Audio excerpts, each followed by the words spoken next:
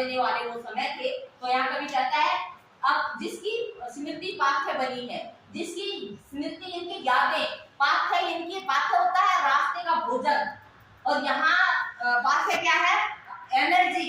इनकी उसकी स्मृति, उसकी यादें मुझे एनर्जी देती हैं, ऊर्जा देती हैं जीवन में आगे बढ़ने के लिए।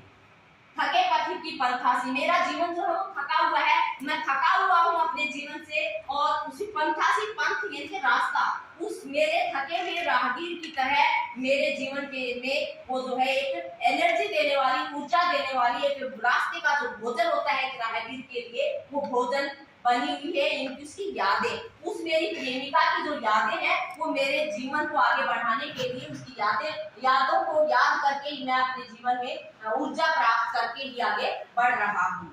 सीवन को उधेड़कर देखोगे क्यों मेरी कंथा की, सीवन को, सिलाई को उधेड़कर इनके हटा करके देखोगे मेरी कंथा की। कंथा होती है जो हम रजाई कहे, गुदड़ी कहे, जिसके अंदर और कपड़े डाले जाते हैं। तो मेरी जो जीवन की जो गुदड़ी है उसको तो उसकी सिलाई को उधेड़ करके देखना चाहते हैं कि उसके हर एक पल का मैं आपके सामने, क्योंकि आत्मकथा में हर एक चीज, हर एक घटना को साझा किया जाता है, तो तुम तो मेरी गुदड़ी की सिलाई को उधेड़ करके देखना चाहते हो।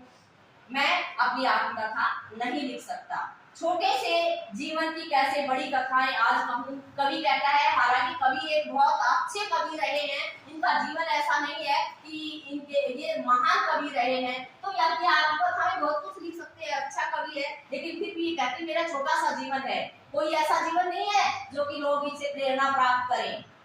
तो कहता है मेरे छोटे से जीवन की बड़ी बड़ी कहानियां, आत्मकथा छोटी सी चीज नहीं है, बड़ी बड़ी कहानियां मैं कैसे लिख डालूं।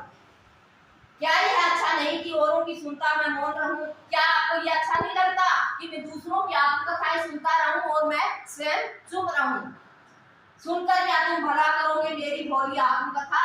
तुम मेरी भोली भाली आत्मकथा, सरल आत्मकथा, साधारण सी आत्मकथा, मेरे साधारण से जीवन को सुनकर तुम क्या करोगे? क्या मिलेगा आपको? अभी समय भी नहीं, थकी सोई है मेरी मौन व्यथा, अभी समय भी नहीं है, अभी मैं लिखने की हालात में नहीं हूँ, अभी मेरी मौन व्यथा, व्यथा यदि पीड़ा, मेरी पीड़ा जो है वो मौन है, चुपचाप है, अब मैं लिखने की स्थिति में नहीं हूँ। समझ में आया?